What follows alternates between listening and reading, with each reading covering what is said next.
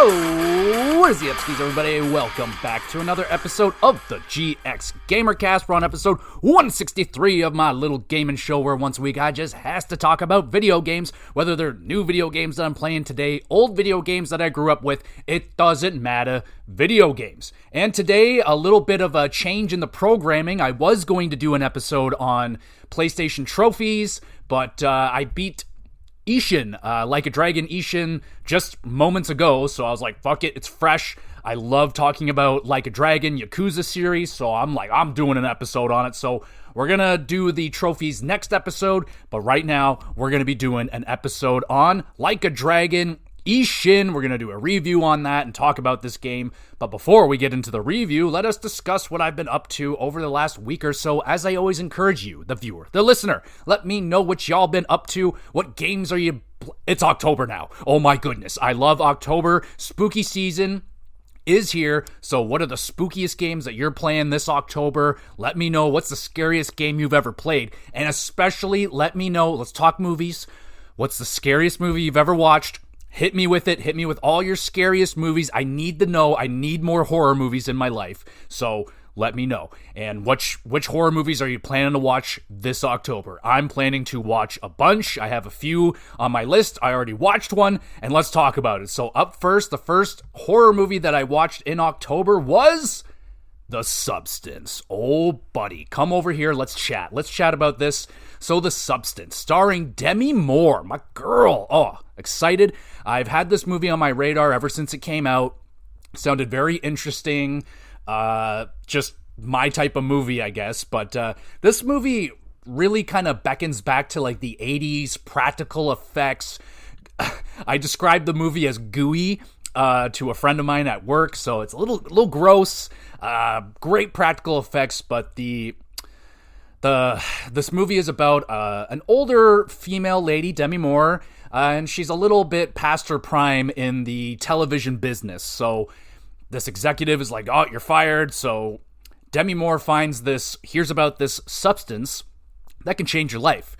She tries it, and shit gets crazy. I do not want to spoil the movie, but it is definitely worth a watch. As long as you're fine with needles, grossness and things like that, and you're not afraid of monsters and stuff, this movie is awesome. It's a little bit long. It was a little bit long, 2 hours, 20 minutes total runtime.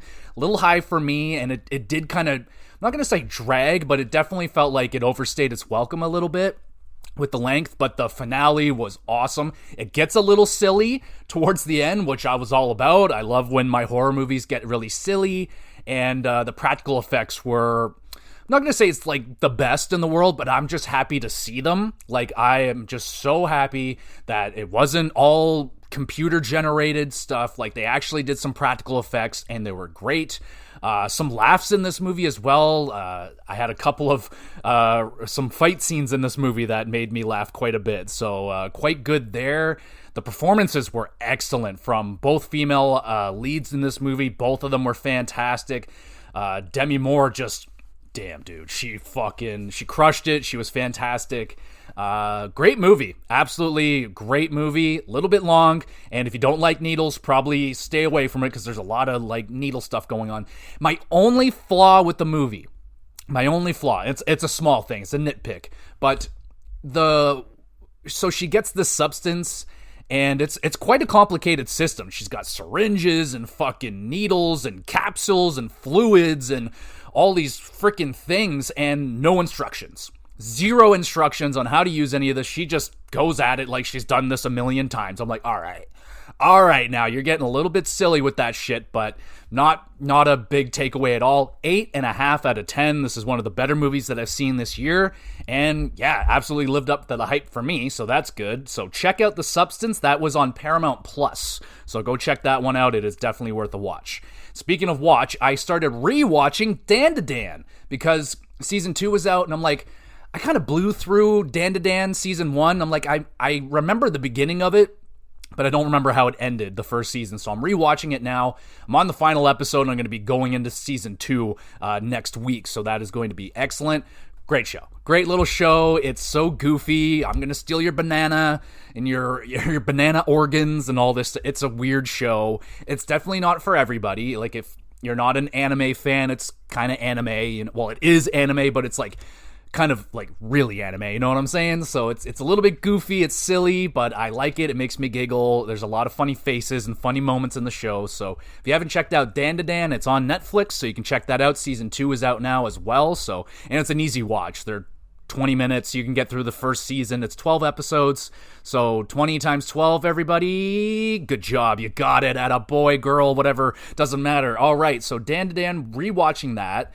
And finished off yet another season of Survivor. Season 10, come on down. Banger of a season right there.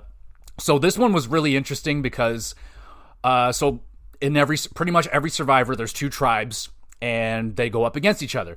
In this season, there's 2 tribes, except one tribe just lost every single challenge until there was only one left. I don't think I've ever seen that before.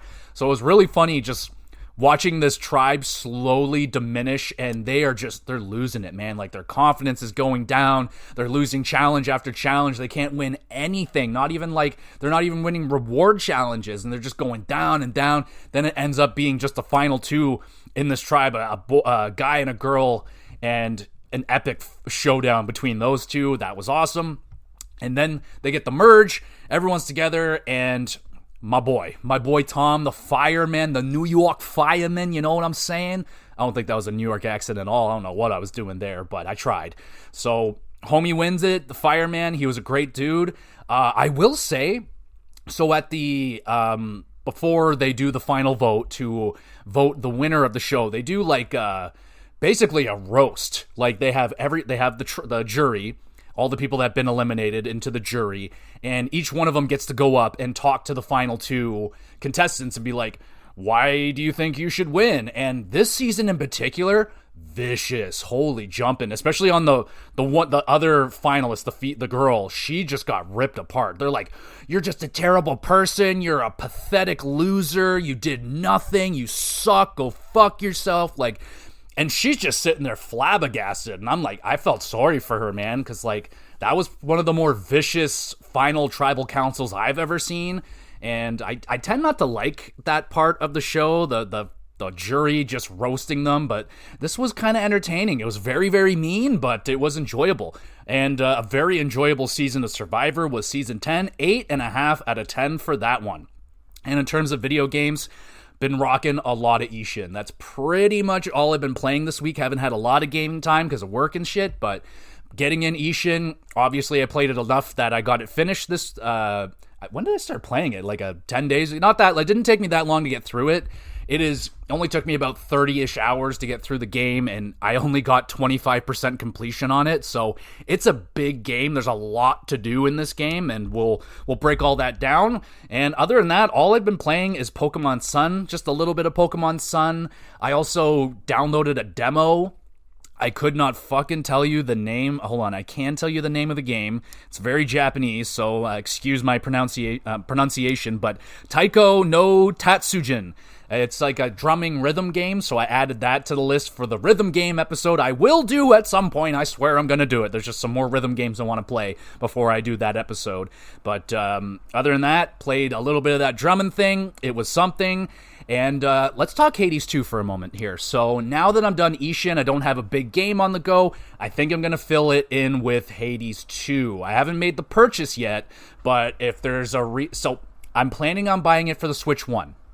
If that is a no-go, I haven't heard anything bad about it. Like, obviously, it's better on Switch 2 or PC, whatever you have. I don't have those, so my option is Switch 1. I heard it's playable and it's good. It's not, like, unplayable on Switch 1, so I'm planning on buying it for Switch 1. If anyone that is out there listening to this that has played it on Switch 1 and it's not good, please let me know so I don't waste $40 on it. But even if you do buy it on Switch 1, you get the free upgrade for Switch 2, I do believe. That someone at work told me that, so that's really cool. That's nice, considering everything is very expensive nowadays. Let's talk quickly. This was big news this week as well. I'll also mention this. The Game Pass, $10 increase. What the fucking fuck, man? Jeez, I don't even pay for it. thank you, homie Kyle. I love you for freaking letting me mooch off of your Game Pass. I am willing and able to pay and keep offering to pay half or buy you a video game, and you keep saying no because Kyle is the best of friends. So thank you, Kyle. But mention it to Kyle. I'm like, yo, did you see that it's $30 a month now? Holy jumping. I think we have passed the threshold now of affordability. $30 a month is a lot of money to ask for from gamers, especially at this time period when everything is going up in price, especially video games. And yes, Xbox they added in the Ubisoft games. Cool. Who gives a shit? Who plays Ubisoft games, right? Like, I don't care about Assassin's. I do like Far Cry. I admit, I do like the Far Cry games. Those are pretty good. And I used to love Ubisoft, but just they've kind of become the new EA where it's just like they just, yeah. Anyway, they are going to be releasing like more games. They claim, we'll see, but they're claiming there's going to be more day one releases and so on and so forth. Me personally, like, I was looking through my Xbox games that I played this year. Every single game except for NHL 26 I played through Game Pass. So that's like, I think 14 games that I played strictly on Game Pass. If I did not have Game Pass, would not have played those games this year. So me personally, I get immense bang for my buck considering I don't pay for Game Pass. But even at $30, I probably would suck it up and pay for it too, because I do play a lot of those games day one when they come out. The Forzas, the Gears, the Halos, even Call of Duty I give a shot. So for me personally, it's justified for me because I I play enough of the games on Game Pass to justify that price. I still can't deny that it is far too expensive. I'm really hoping, I'm fingers hella crossed, that they go back on this and they go, okay, let's just do a $5 increase instead of the drastic $10 increase. I know it's still an increase, but I hope they go back on it and go to $25 because apparently the Game Pass, like the website crashed because so many people were trying to cancel their subscriptions because it's just too much money, man. Like, it's too much. I've had to cancel subscriptions this year as well. You know, my Sportsnet had to cancel because it's just too damn expensive, man. So it's happening. You know, the everything going up is affecting everyone, I imagine. And Xbox, you know, not really good timing for this. It was inevitable that it was going to go up, considering that Xbox claims that Game Pass is keeping them afloat. Maybe now that you're charging this much, but we'll see how much damage has been done. A lot of cancellations by the sound of it, so that's not good. Regardless, let me know what you think of the Game Pass increases and how much more can they go. Like, where's their limit? Like, what's the maximum they can go to? Like, in 5 years from now, are we talking? Well, it may not even exist in 5 years. Let's just maybe a year from now. What are we talking? Is it going to be up? Is it going to be back down? Like, I don't know. Things don't tend to go backwards in price. They only go up or stagnant. So we'll see, man. I'm nervous. I don't like where gaming is going right now. It's becoming a very, very expensive hobby. And yeah, so save your dollars. Work an overtime shift or two. I don't know what to say, but it sucks. It definitely sucks, and I don't like it. But anyway, that is all I've been up to this week. Let me know what's the scariest horror games and movies you've ever encountered. I'm more interested in movies because I can't handle horrifyingly horrible, scary video games that well. I can play Resident Evil and like Dead Space. That's kind of my threshold. But outside of that, movies, throw them at me. I haven't been scared by a movie in like 15 years. Throw it at me. Try your best. I've probably already seen it, but try your best. All right, let's get into the review. Let's talk about Like a Dragon Ishin.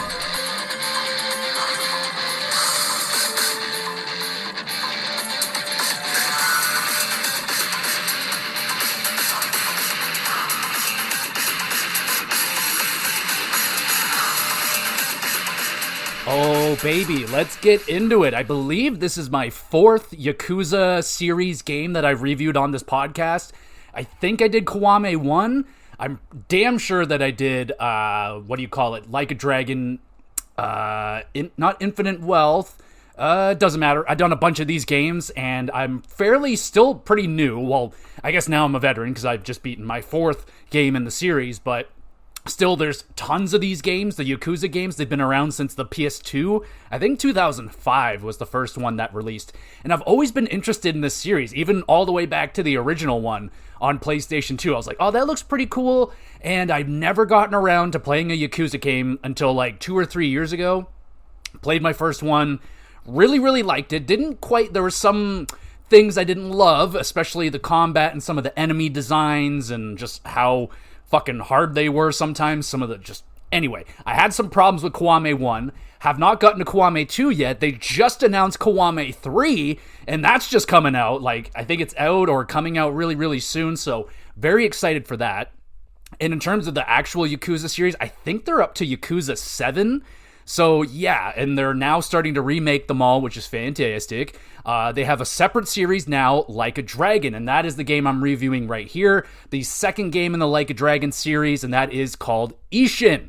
So I'm not going to say I was disappointed, but I was a little taken aback when I started playing this game because I thought Like a Dragon was the RPG style games in the Yakuza series, because the last one I played, Like a Dragon, it was an RPG, a turn-based action RPG with open-world elements. And I was like, this is fucking awesome, because I played Yakuza 0 and Kiwame 1, and they're both beat-em-ups. And in fact, Ishin is also a beat-em-up style, which I was very surprised about. I was like, oh, all right then. So I don't really know what's the deal with Like a Dragon and Ishin. I think I understand is that Yakuza, that series deals with Akiru, and the other series, Like a Dragon, deals with other characters that are not Kiryu.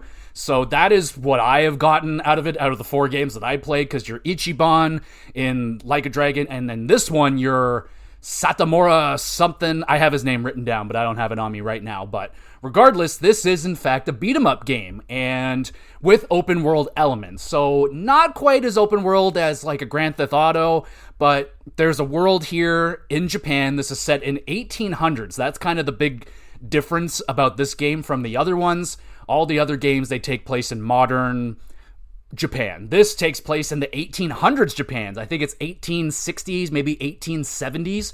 Very cool. So I love that setting. I'm all about Japan in video games. That's maybe my favorite place to be in video games is Japan. Trying to think now, like New York is a classic one.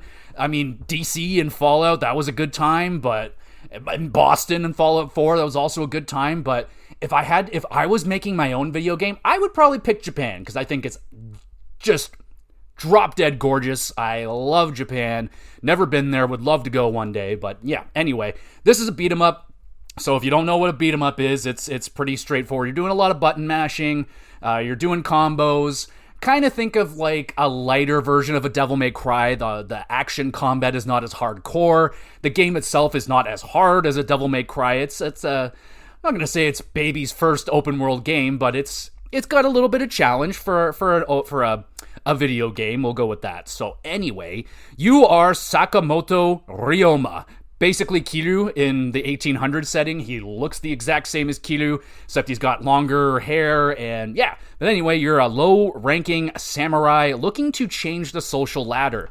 So, if you don't know history and shit, things were different back in the day, you know? It's not the same social system that we have now, and there are still definitely problems with our social system today, but back then, things were a little more rough. So if you are a higher ranking person than someone else, you literally have like the right to treat them like shit. You can kill them sometimes if you want to. If they bump into you and you're some high ranking samurai, you can just cut them down in the middle of the street and no one's gonna bat an eyelash, because, well, you fucked up. You shouldn't have been messing around with a samurai that's that high ranking. So this is kind of the world that we're set up in. They make that known very early in the game, like, all right, there's a ranking to the social ladder, and you don't want to be at the bottom of it because you get treated very poorly. And our, what the hell is his name? Sakamoto? See, I don't have it like Ichiban. I don't have it like Akiru.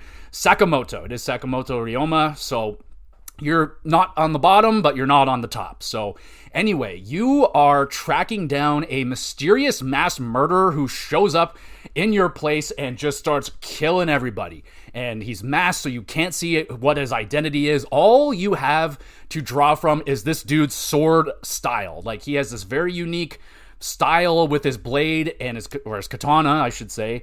And that is really the only clue that you have to try and track this guy down that just murdered your friends and family. So that's bad. You don't want that. So you end up going undercover with this, like, kind of rough group of samurai that go around doing not great things, but you work your way into that social ladder, actually end up becoming the captain on your first day of work. Like, wow, I mean, that's a good first day.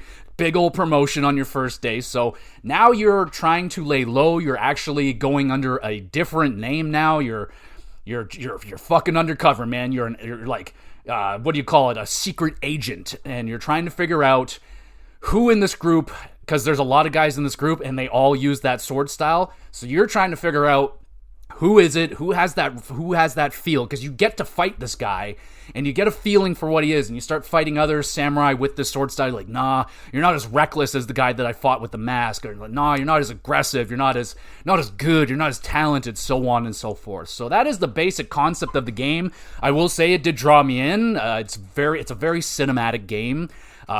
We will get into the graphics in just a moment, but the opening sequence, very cool.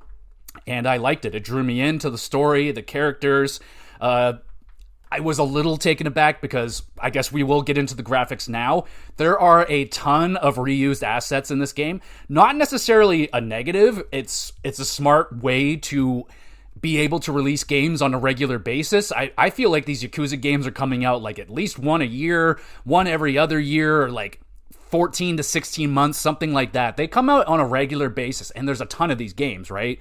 And they've been around for quite some time across the PS2 and PS3 genre. Now they're starting to get remade on the PS4 and PS5. Did I call it a genre? I don't know. Whatever, this system, this era of systems, and we're getting the Like a Dragon series. So it's still thriving. It's going very strong. It's arguably getting more popular now than it ever was, especially here in the West. So that's good. I'm playing it. I'm hella enjoying it. So that is cool.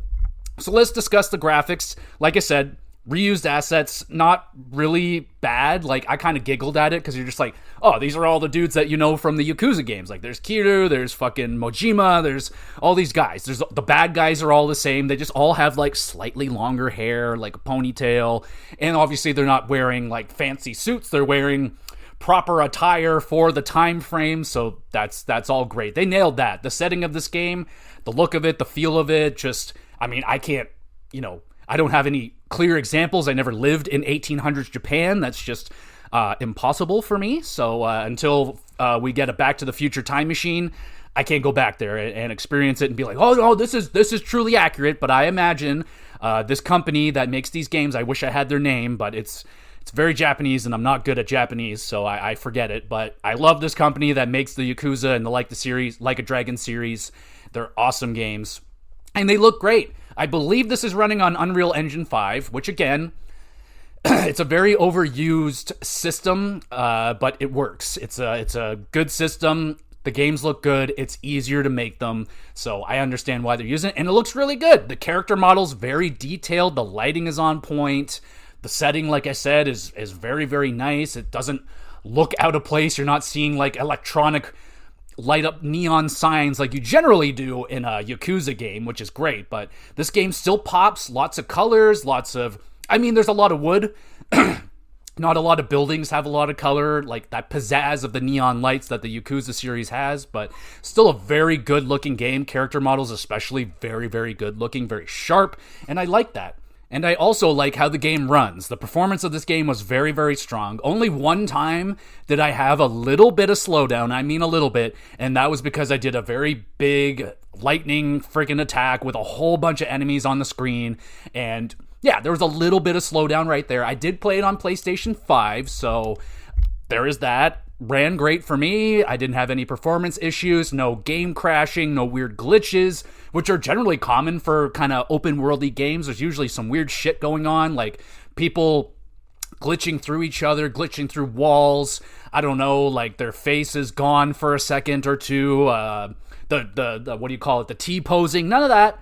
Absolutely none of that. And considering there's like a lot going on, there's a bustling city town that you're in with a lot of people walking around, doing their own thing, living their lives. You got like old school taxis, like literally people running with people in a cart behind them and shit like that. There's people just eating at restaurants, laughing, having a good time. It's a very lively world, and I love that about these games. They really know how to make a lively Japanese world that is, I would imagine, pretty accurate to the real thing. There's just like a lot of noise, a lot of cool shit going on, a lot of things to look at, a lot of shops, tons of shops to go to. Again, one of my favorite parts about Yakuza is going to all the shops and checking out all the restaurants and what they have to eat and all that stuff. I'm like, oh, whoa, I've never seen this food before. This is crazy. Like, wow, what is that? What's a sake sopa pan or whatever the hell is, like fried noodles and shit? Like, what? Crazy. I have a very basic palate, but I would love to go to Japan and try all these crazy foods, man. Just so many crazy foods. All right,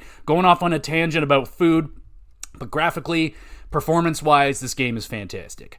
It is a negative that they're like a small negative because it doesn't bother me that much, but it is generally seen as a negative to reuse assets. And I will admit, I've played, like I said, this is like my fourth one that I played in the last 2 years. The maps feel kind of similar. Like, they all kind of feel like the same-ish layout. Maybe a few different turns and shit like that, but I feel like they're not that far off from each other, which, again, you're adding in different buildings and new things to see. It's not that big of a deal, and it's not the biggest world. You know, it's not the size of Grand Theft Auto. It doesn't take, like, an hour and a half to travel around it. You can get through the whole entire world in, like, 5 minutes running through it, but it's bustling. I would much prefer a smaller, think about Cyberpunk. Like, Cyberpunk, not the biggest open world. It's big, but it's dense. I would much prefer density over vast, like, landscapes of just kind of emptiness. I think about Grand Theft Auto in the desert areas, and there's just not a lot going on out there. So I prefer my worlds to be very thick and just full. There's not really any wasted space in Yakuza Ishin. They have there's like a couple of spots, there's not a lot going on, but once we get to the gameplay, I'll explain how this game fills all these little gaps in the world with stuff to do, so we'll get to that. But first, let's talk about the sound design. So what could be seen as a negative is I don't believe there is a English dub in this game. I didn't bother to check because I always play these games in Japan. I love the Japanese language. I think it's just the coolest sounding language ever. It sounds so awesome. If I had a genie and a magic lamp and I had fucking 3 wishes, I feel like one of them, very strong potential that I would want to speak perfect Japanese, just because that would be so badass. I think it sounds so cool. Anyway, I played the whole game in Japanese. Did I learn any Japanese? I just said something in Japanese. That's Japanese. So there you go. I learned a little bit, not really, but the voice acting is excellent. I will say so. Like, I played Like a Dragon, the first game in the series, and there's English voice acting, and it's great. Very, very strong. Yes, it does take away from me being able to kind of connect to the characters as strongly as I would if they were speaking English to me, because, you know, I'd be able to understand it better, and I'm not spending my whole time reading. There is a lot of reading because unless you understand Japanese, you're going to be reading the subtitles to understand what the hell is going on. That can be a drawback for people. Not really for me. Like, I'm used to it at this point. There's a lot of reading in Yakuza, a lot of action, a lot of cutscenes, and it's cool with me. But the voice acting is top notch. Now, that might be a little biased because like I said, love the sound of the Japanese language. It's just music to my ears, but it's great. The voice acting's strong, man. Like, very good performances all around. No lacking. There might be a few voices that are a little bit annoying to me, but yeah, I really enjoy the voice acting. And there's tons of wacky characters in this game, from the main characters, like even you yourself, Sakamoto, who is Kiryu. Kiryu is a very serious guy, but he also will dance, and he will sing, and he will do weird shit, and like, he's a fun guy. He's that super serious guy, but when he has fun, it's funny, and it's very enjoyable. He's a very, very, very likable character. And they have the returning Majima, who is the eye patch guy. If you are familiar with Yakuza, he wears the eye patch. He's very zany. He's very zany in this game as well. He is very similar to how he is in the other games. He loves to fight, absolutely loves to fight. Now, he's not going around looking to fight you all the time. You fight him a few times, of course. You have to. It's come on. Now his name is Okita in this game, which is fine. I see him as Mojima. He's been Mojima in 3 of the games that I played, so that's just who he is, and that's fine. I don't really care, but yeah, he is pretty much the same character, and so is all the other characters. Like, there's 2 guys, and when I saw them, I'm like, oh, those are the bad guys from the other Yakuza games that I played. And I knew they were going to screw me over because we're on the same team for a little bit. And I'm like, these guys are going to screw me over. I know it. Like, just look at them. They're up to no good. There's shenanigans inbound. And I nailed it. They absolutely did screw me over, and that was not cool. But they're good bad guys. You know, they're guys you love to hate, and they're just a good time. They're strong. They have they have plans in place. They always have backup, and they're always freaking ready to fight you and shit like that. But yeah, I like that. The characters are fantastic. That's one of the strongest aspects of Yakuza. Then you got the music. The music, you know, pretty similar. It's a Yakuza style soundtrack. A little more old school now in terms of like the sound. It takes place in 1800s Japan, so they're going to be using a little bit older instruments to fill out the soundtrack, which worked for me. There were some similar songs to other Yakuza games, didn't bother me. Like the main fighting thing sounded very, very similar to other Yakuza games. Doesn't bother me. They can reuse assets like that as well. Doesn't matter. They're releasing lots of great games, so I'm happy with that. Music is suitable for the time, I would say. And strong sound design. That meaning like the weapons. You're using guns and swords and, you know, you got cannons and shit like that. They all sound good. You know, I love the clanging metal of 2 katanas meeting together. It sounds so just, ooh, you know what I'm saying? Almost nails on a chalkboard, but not quite, you know what I'm saying? It gives you a little bit of that, but it just sounds so good sometimes. And the sound design is fantastic. Like I talked about, the city is full of life, lots of shit going on, people yelling and having a good time. They're yelling for you. There's fucking ruffians chasing after you constantly all the freaking time. So the sound design, music is great in Yakuza, very strong as always. All right, let's get to the meat of this game, and let's talk about the gameplay. So like I mentioned at the beginning, the game is a beat-em-up style video game, and they give you 4 different styles of fighting styles to work with. So you have your fists, straight up, very similar to the Yakuza. I mean, the whole combat system feels pretty much identical to a Yakuza game. If you played one before, you can walk right into this game and you'll be right at home. Nothing really new to learn here. I will talk about the couple of things that they added that are here. But anyway, 4 different fighting styles. You have your fist. Admittedly, did not use my fist, I think, more than 4 times. Because why would I? When I have swords, I have katanas, so it's the swordman style. Then you have the gunman style, so you have guns. Very early guns, you know, you are in the 1800s, so you don't have like fucking 50 cal bolt action rifles and fully automatic SMGs and light machine guns and shit like that. There are machine guns, but different kind of machine guns. Anyway, you are pretty much stuck with like a cattleman's pistol, like very basic weapon. It's fine. The gunman's useful at times. It was probably my second least used. And then we get to the swordman. That was probably my go-to one. It wasn't my favorite one, but it was my go-to because it was the easiest to use. It was very effective. It was strong. It had a very useful blocking technique, and it also had a parry, which I did not use virtually at all because it's just not really necessary. It's not that type of game that like really rewards you heavily for parrying. It's just as easy. It's way easier to just block all the damage and then do your shit. But if you want to get fancy, you can do some parries and stuff like that. With the gunman, obviously, that's more of a range style, which doesn't happen a whole lot. You don't get a lot of opportunity to be at range with your enemies, maybe at the beginning of the fight, but those guys are quickly going to swarm you, and once they swarm you, the gunman style is pretty much useless, so didn't use a lot of the gunman. Once I started getting more familiar with the game and getting into more combat, I found that the gunman wasn't as useful because you have a thing called the Wild Dancer style. The Wild Dancer, if you can guess right, it is using the sword and the gun at the same time. So this is basically your pure offensive style.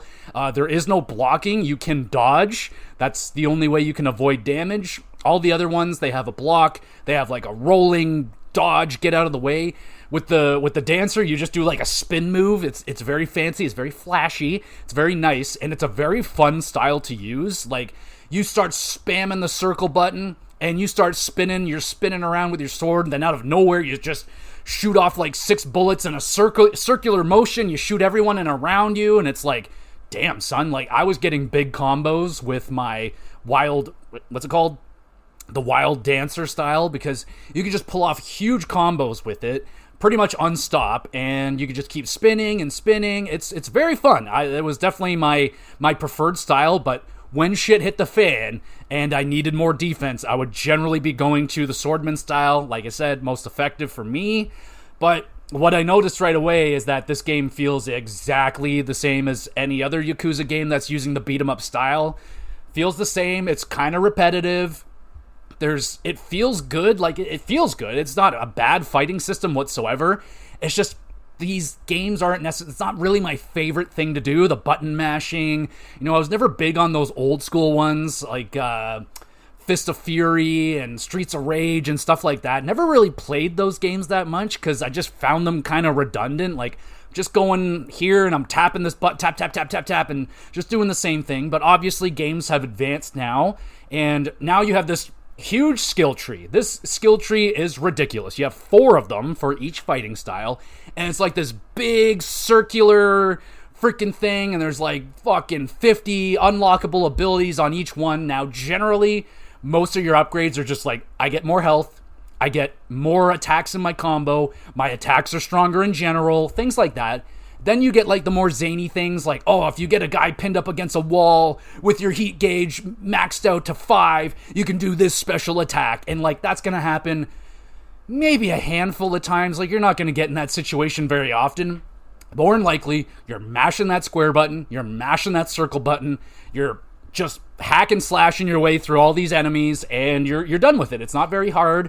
There are some, they have boss fights, they have kind of mini boss enemies, but it's not a hard game. You just, I did die. Like, I died a few times. I think 12 times total, but never really had like a huge challenge. Maybe a couple boss fights early on in the game were a little bit ridiculous, but as long as you're using your skill tree, you're upgrading your shit, you will be able to balance out the difficulty with the enemies. So you should be fine as long as you're doing that. You got to use the blacksmith, which I didn't use the blacksmith as much as I probably should have, because I got this super powerful sword that was stronger than pretty much anything that the blacksmith could make. So I was like, well, this is pretty redundant, because now I already have something stronger than what you can produce for me. So didn't really use the blacksmith all that much. I went to add in some upgrades. Like, you can add very minor upgrades, like, 2% increased damage, and it costs you like $3,000. You're like, damn, son, that's a lot of money in this game. So I did not use the blacksmith a bunch, but you can go to the blacksmith, upgrade your shit. You can create new katanas, you can create new guns, you can create new, I believe you can make like outfits for yourself, I think, like little armor and shit like that. Don't really know, because I didn't use the blacksmith all that much. Didn't find him all that useful. You can go around and find dojos all across the world as well. I think there's 4 or 5 of them. Each one kind of focuses in on a fighting style. They're all kind of the same. There was one that like shoots a cannon at you, and that's for the swordman style, and you gotta like cut the cannonballs in a certain time frame at the right time. You gotta hit the button at the right time to slice the cannonball at the right moment. So that one was fun. All the other ones were just more combat, and I'm like, admittedly, Yakuza combat, I'm a little burnt out with it, because, well, I was expecting this to be the turn-based style, which I was craving. I was like, yeah, I want that. Instead, I got more of the beat-em-up, and I just played Yakuza 0 earlier this year, which pretty much copy and paste, same fighting style, except without as many weapons. But, the guns were a nice touch. Having a sword at all times, because in the other Yakuza games, you kind of have to buy them. A little bit expensive. They break. And in this game, your katana is your katana. It doesn't go anywhere. Your gun is your gun. It doesn't go anywhere. You don't have to repair it. You don't have to do any of that shit. You don't have to fucking take care of it at all. All you have to do is upgrade it every now and again. But that's that. So the dojos, like I said, you can go there and kind of learn new techniques and just kind of hone your craft, get better at it. The more time you put into the combat, the more you're going to learn. Like, the more special moves you're going to understand. Like, okay, I need to dash forward and that will unlock this special attack, or I need to dash backwards, or I need to have it. Like, you have a heat gauge that builds up the more you're hitting your enemies. You got this gauge that's slowly building up. And it builds up in levels, like level 1, level 2, so on, so forth. And the more you have, the stronger moves you can pull off. So it's pretty cool. You can do some really cool moves. I kind of just stuck with the ones that worked with me. You know, I would dash forward, chop the guy down a whole bunch of times till he goes down to the ground, and I'll just beat the shit out of him and rinse and repeat a whole bunch of times. There was one that, like, if I get them near a wall, I'll, like, shove them up against the wall and, like, jump fucking way up in the air and do a big old epic slashing attack. It's pretty cool. There's environmental stuff. Like, if I'm near water, I can, like, knee some dude. He'll go flying in the water. I'll kill him instantly because water kills people instantly in video games. It's very common. That happens all the time. So this is something that they added in the game. I didn't really understand it that well, but they have these trooper cards that give Ryoma extra abilities and buffs. So I got my initial cards and I just stuck with those. I didn't bother upgrading them. I didn't bother, like, they level up kind of like Pokemon. They just, like, keep level. They have, like, a level cap, like, depending on the rarity of them. Like, they'll go, like, max level 40, max 60, max 80, max 99. So you want to get the stronger ones, but they all kind of do the same thing from what I can tell. They have, like, one of 4 abilities. Rather, it makes your attack stronger for a little bit. So you get a little attack buff. You get a little health buff. Refill some of your health over a little short amount of time. Then you get some cool ones, like this lightning attack that I had throughout the whole entire game. Very useful, especially when there's a whole bunch of enemies. It chains to each enemy, so it just fucks everybody up, stops them dead in their tracks. They all hit the ground, and I could just start beating the fuck out of everybody. So it added a nice new element to the combat, but it got repetitive too, because it was all kind of the same shit. Each fighting style has different cards, like a different set of cards. You can switch them out. Try different abilities. I just like the abilities that I had. I'm like, I like a health buff. I like a increase in damage buff. I'll get this cool lightning attack. And what the fuck was the other one? I don't even remember what the third one was. Oh, well, it doesn't really matter. But you can collect a bunch of these cards throughout the game. I was collecting them, but didn't really bother to see what they did. Probably could have made the game a lot easier, but like I said, I got what I needed out of them, but it didn't, like I said, doesn't really do a whole lot for the combat. It helps a little bit, but not a whole lot.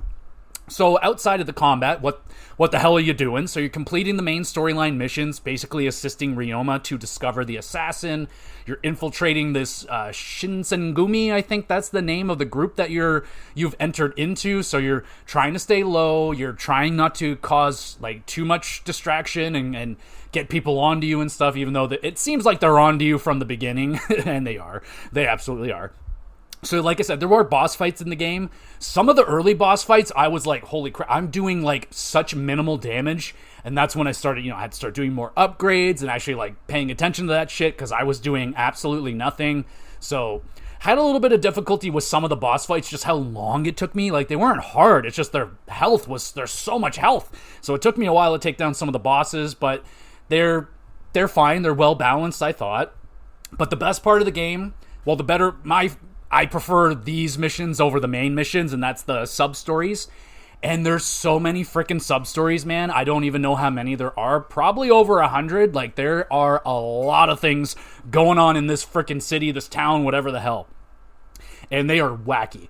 They can be, like, a lot of them basically boil down to you rather fighting a group of enemies to save someone, or you're going to go get something for someone, bring it back, shit like that. But it's always a funny interaction or something cool, or I always look forward to a sub-story. And these things happen constantly.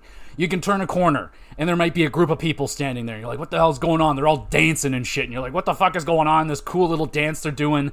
And turns out there's like hooligans inside of this supposedly good group of people, and you're always trying to help. And every time I ran into that group of dancing people, I'm like, oh no, and that song was catchy too. I forget how it goes, but it was a catchy little tune.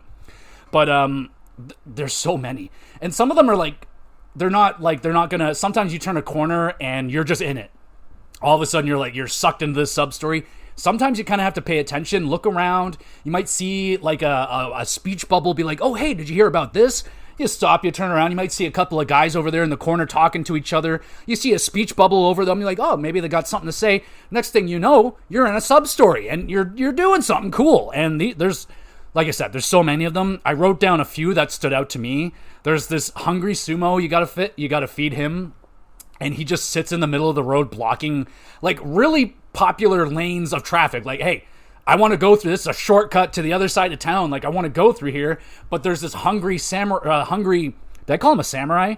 No, a hungry sumo wrestler that passes out, and you gotta feed him, and he'll take anything. He'll take an egg, he'll take a fucking cucumber, potato, a dish. He'll take anything, and he will eat it, and he'll be very, very grateful to you. Chasing down a guy that stole your paints. I was just taking a bath. I just wanted a little simple bath, and so of course some guy stole my fucking clothes, so I had to go chase him butt fucking naked throughout the town and chase him down to get him. That was a good time. And there's some really weird ones, like these people were trying to kill a dog because it wouldn't stop barking, so what you got to do is go find bones for it, bring it back bones, and the cool thing is you're building relationships in these sub-stories as well. So you have this little like relationship meter, and it's building up.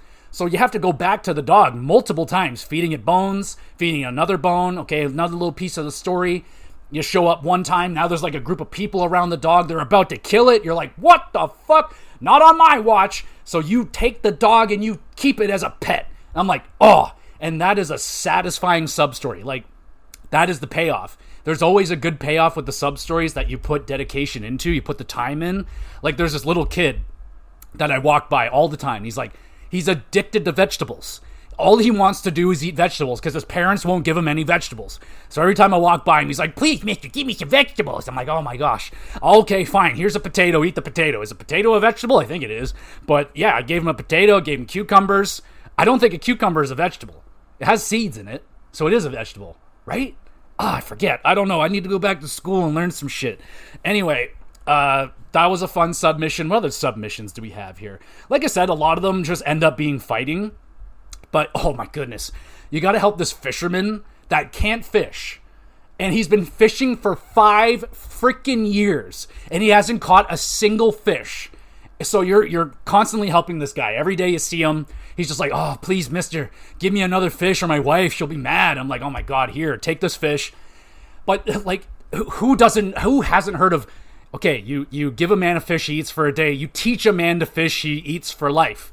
So eventually, finally, you teach this guy, or you ask him, like, okay, dude, you've been fishing for 5 years. You haven't caught a thing. Please tell me what you're doing. He's like, oh, I'm using green onion as bait. It's like, that's it. Don't use green onion. That's stupid. Use fucking little baby fish as bait. So he finally learns how to fish, sort of. You still have to help him even after all things are said and done. You still have to give him fish. But anyway, that was a fun submission as well. They really stand out. I really enjoy the submissions. And you can do that with with everyone, pretty much. Like, every restaurant, almost every restaurant you go to, you'll get that relationship meter. So you keep coming back to this restaurant. Eventually, something cool is going to happen. Like, I don't know what's going to happen, but maybe they're just going to have a cool conversation with you. There was one sub-story that I absolutely despised.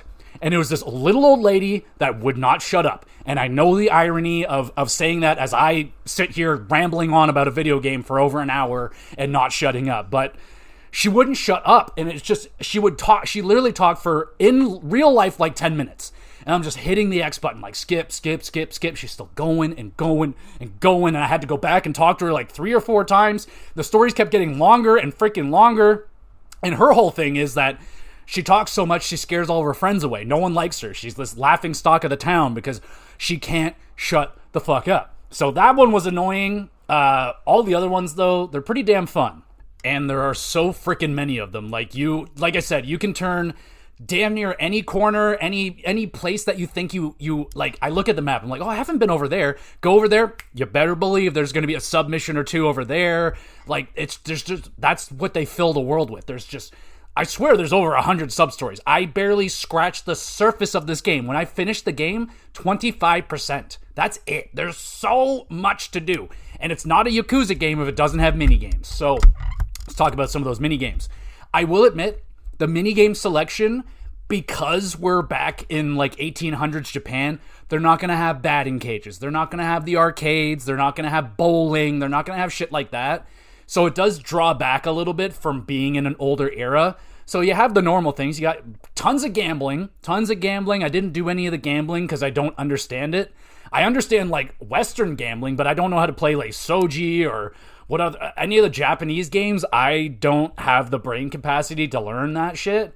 So I stay away from all that. So didn't play any of that. I did see that they had Western gambling as well. Like they had poker, Texas Hold'em, blackjack, shit like that I can play. It's just that I'm good. If I'm going to play that, I'm playing it in Red Dead. That's right, mister. Anyway, that's a story for a different day. So you have that. You got karaoke. Classic. I was a little bit shocked to see karaoke in this one. Now, you don't go into like this karaoke. I mean, it's kind of a karaoke bar, but it's not like electronic. There's like a band playing and you sing a song and it's fun.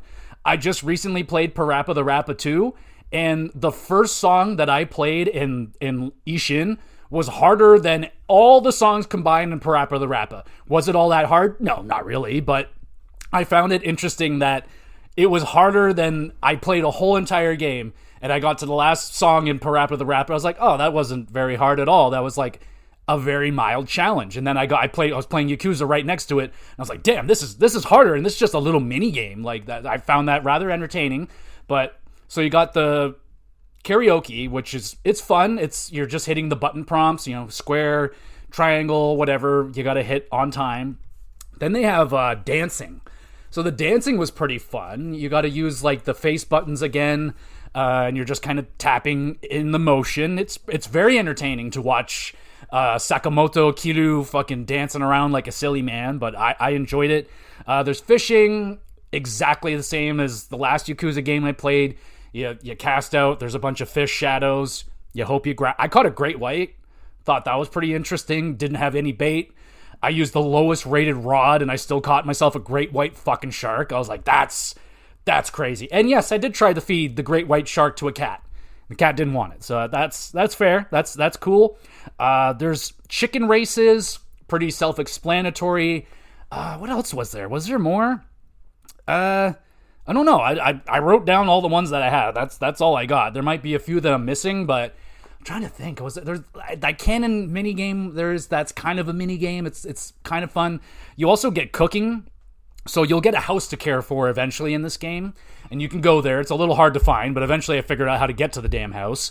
You had to take a boat there. I don't think they explained that. Anyway, get to the house. You can do some cool shit. You got farming. It's not like engaging like Harvest Moon or anything. You just kind of put a whole bunch of veggies on a plot of land. You can upgrade all that shit. Speaking of upgrades, you have a virtue system. I don't know what they call, I forget what they call it, but it's a system they've used in the other Yakuza games. They just reward you for doing anything. Fucking running, fighting, eating at restaurants. You're collecting virtue points, and these virtue points will give you upgrades for your farm, make your farm bigger, more efficient. You make your house better, new furniture. You can run for longer, which is a fuck. I wish I knew I could have done that earlier, because I initially had that as a con, but eventually I found out that you can upgrade the running.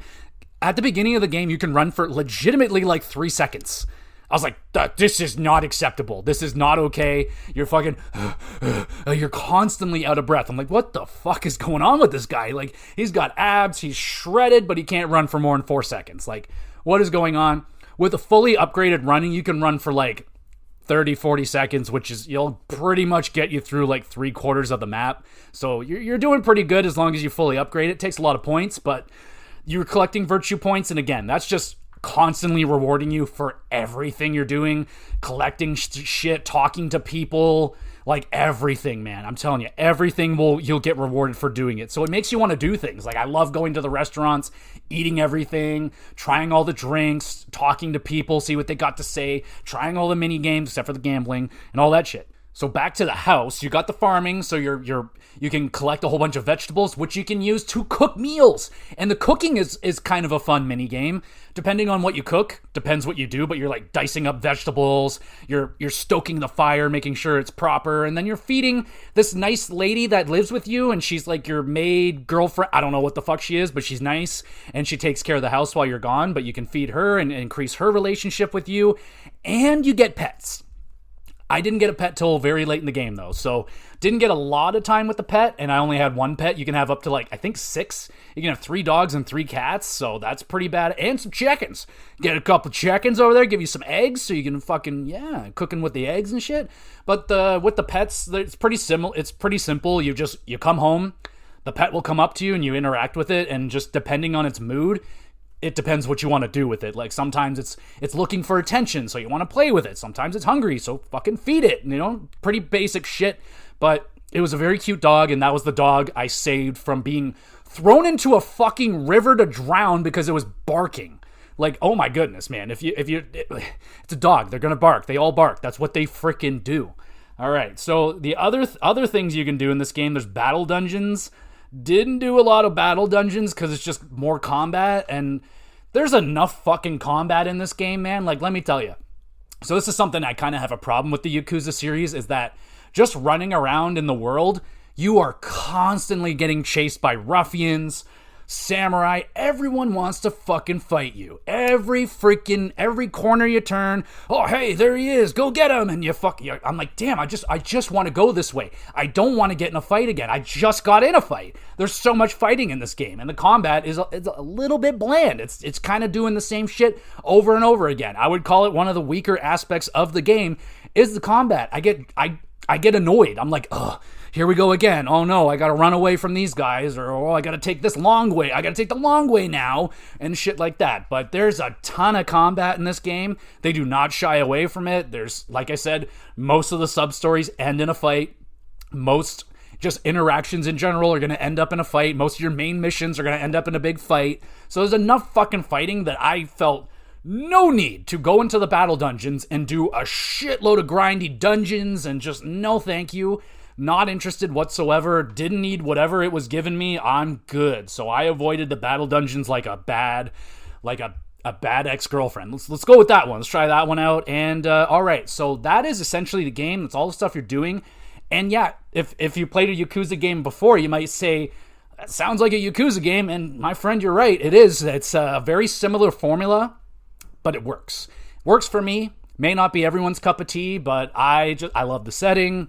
I love the combat is fine. It's just, it gets annoying. I only played 30 hours of this game because, there was a lot of the extra stuff was just more fighting that I didn't want to do. So I just not in the mood for it.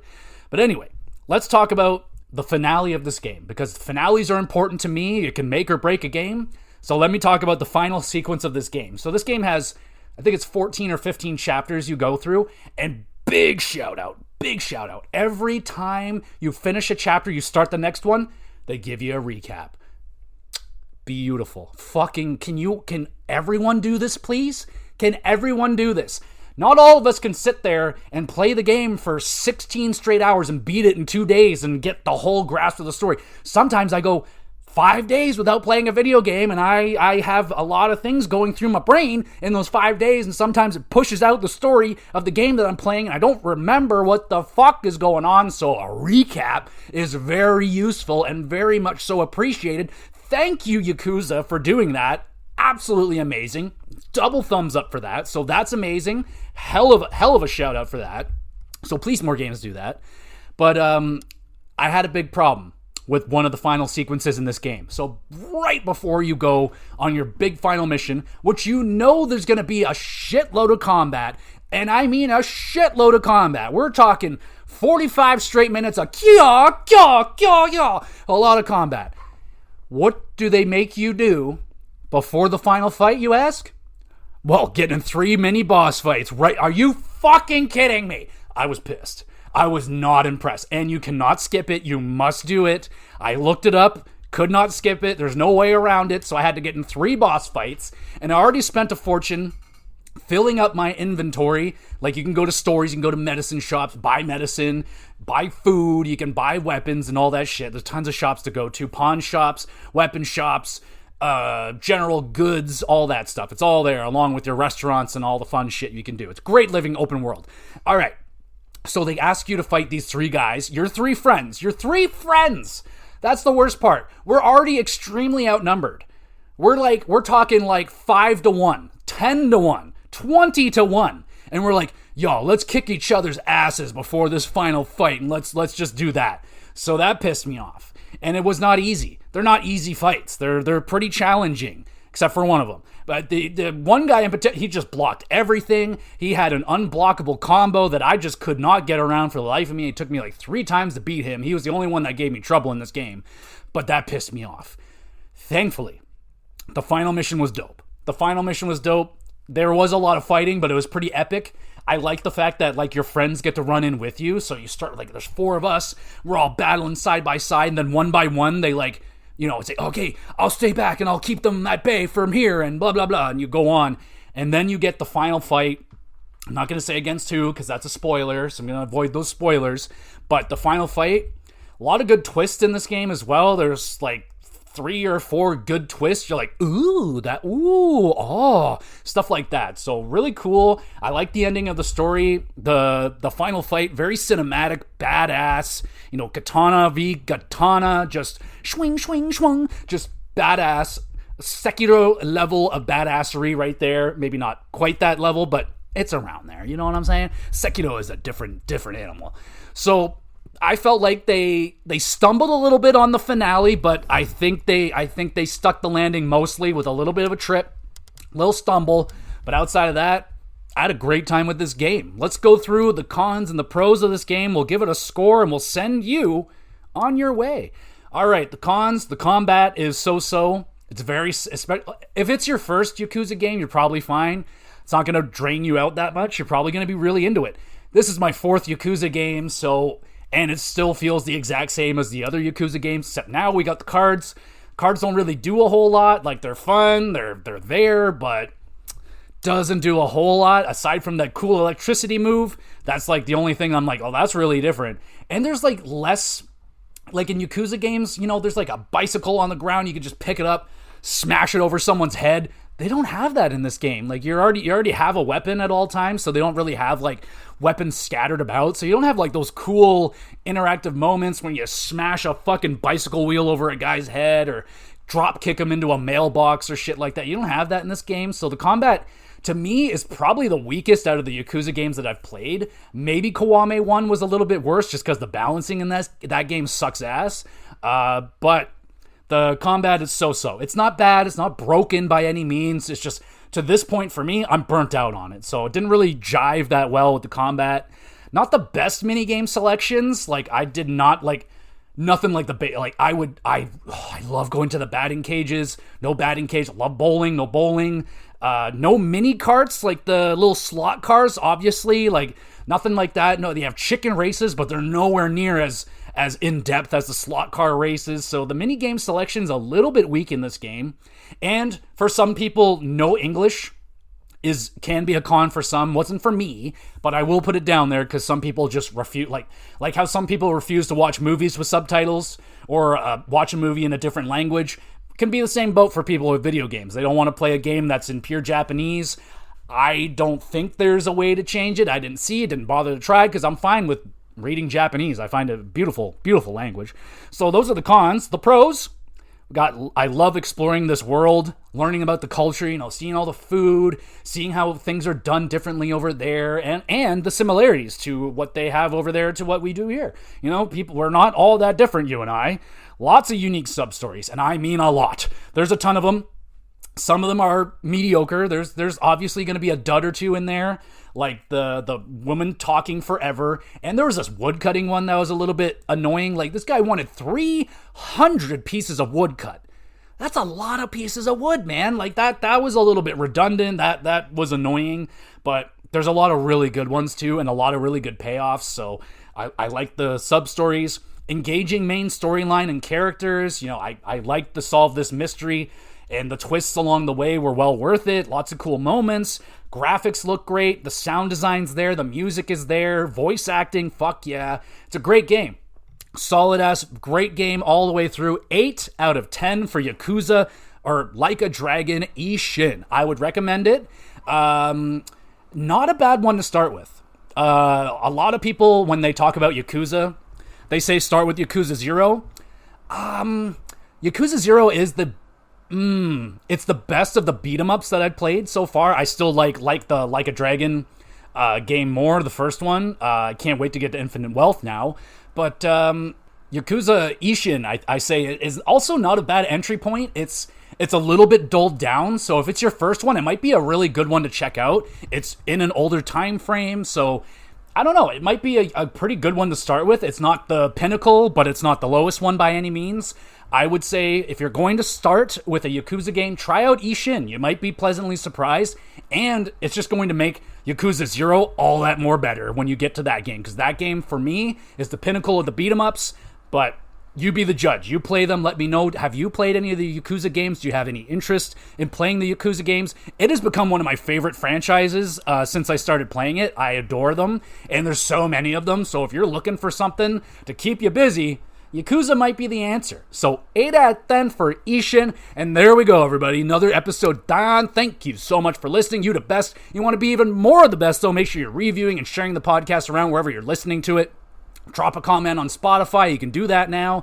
Let me know what horror movies you're watching this October. What's the scariest movie you've ever seen? What's the scariest video game you've ever played? Let me know. And let me know what you're playing in general. That's always a great topic. I love talking about what you playing. Everyone's always playing something different.